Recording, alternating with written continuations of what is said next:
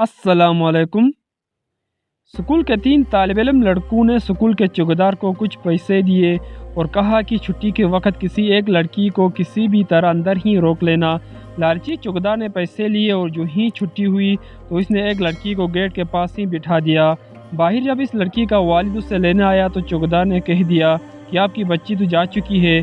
जब वालिद चला गया तो चौकीदार ने उससे कहा, आपके अब्बू आ जाएंगे, तुम टेंशन न लो और अंदर क्लास में जाकर बैठ जाओ, जब कोई आएगा तो मैं तुम्हें इतला कर दूंगा। लड़की परेशानी के आलम में क्लास में जाकर इंतज़ार करने लगी तो चुपके से चौकीदार ने कमरे का दरवाज़ा लॉक कर दिया। फिर वो हवस के पुजारी तीनों लड़के आ गए। पहले एक ने जाकर ज़बरदस्ती ज़्यादती की, फिर दूसरे ने भी, लेकिन जब तीसरा लड़का उस कमसिन लड़की से अपनी प्यास बुझाने अंदर दाखिल हुआ तो आगे उस बच्ची को देखकर इसकी सांसें रुक गई और पत्थर की तरह साकित हो गया। जानते हो क्यों?